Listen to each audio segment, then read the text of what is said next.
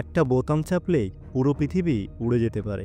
একটা ভুল সিদ্ধান্তই শেষ হয়ে যেতে পারে কোটি কোটি মানুষের জীবন। তৃতীয় বিশ্বযুদ্ধ এটা কি আর কল্পনা নয়? ট্রাম্প বলেছিল ভাগ্যিস আমি এসেছি, নইলে তৃতীয় বিশ্বযুদ্ধ শুরু হয়ে যেত। কিন্তু এখন যুদ্ধ যেন দরজায় কড়া নাড়ছে। তুমি কি তৈরি? আগে যখন রাশিয়া ছিল সোভিয়েত ইউনিয়ন, তখন আমেরিকার সঙ্গে হতো ঠান্ডা যুদ্ধ। তখন কেউ কাউকে সরাসরি আঘাত করতো না, কিন্তু যুদ্ধ চলতো মাথার ভিতরে। গোয়েন্দাগিরি, অস্ত্র প্রতিযোগিতা, চাপ সৃষ্টি। পরে সোভিয়েত ভেঙে গেল, যুদ্ধ কমে গেল। কিন্তু আজকে পৃথিবী যেন আবার ফিরে যাচ্ছে সেই অন্ধকারে, তবে এবার আরো ভয়ঙ্কর রূপে। রাশিয়া একের পর এক হামলা চালাচ্ছে ইউক্রেনের উপর। ইউক্রেনের প্রেসিডেন্ট জেলেনস্কিকে আজ আন্তর্জাতিক মঞ্চে এক ঘরে পাওয়ার হাউসের সাম্প্রতিক ভিডিও ভাইরাল, যেখানে ট্রাম্প সরাসরি জেলেনস্কিকে থামিয়ে দিলেন, আর ঠিক সেই মুহূর্তে ট্রাম্পকে শুভেচ্ছা জানালেন পুতিন। ভাবতে পারো, রাশিয়া আর আমেরিকা একসাথে। এই যে দুই দেশের বন্ধুত্ব, সেটা কিন্তু ইউরোপ ভালোভাবে নিচ্ছে না। ফ্রান্স, যুক্তরাষ্ট্র স্পষ্ট বলেছে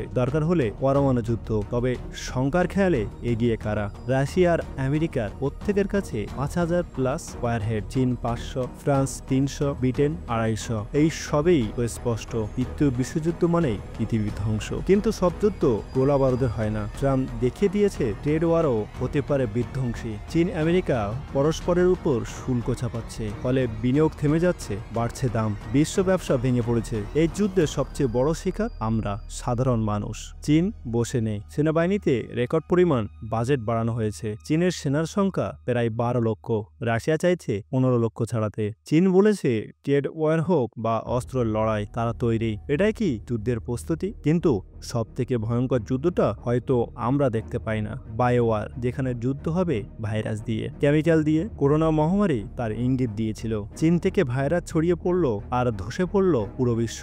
এই যুদ্ধ শুরু হলে এক ধাক্কায় কয়েক কোটি প্রাণের অবসান। তৃতীয় যুদ্ধ যদি শুরু হয়, সেটা শুধু বড় বড় দেশের সমস্যা নয়, তোমার আমার প্রতিটি মুহূর্তের নিরাপত্তার প্রশ্নের মুখে পড়বে। এই পৃথিবী কি আর শান্ত থাকবে, নাকি আমরা দাঁড়িয়ে আছি ধ্বংসের একেবারের কিনারায়? কমেন্ট করে জানাও তুমি কি ভাবো। এই যুদ্ধ এড়ানো সম্ভব? ভিডিওটা ভালো লাগলে একটা লাইক দিও, আর এমন গভীর বিশ্লেষণের জন্য সাবস্ক্রাইব করে নাও।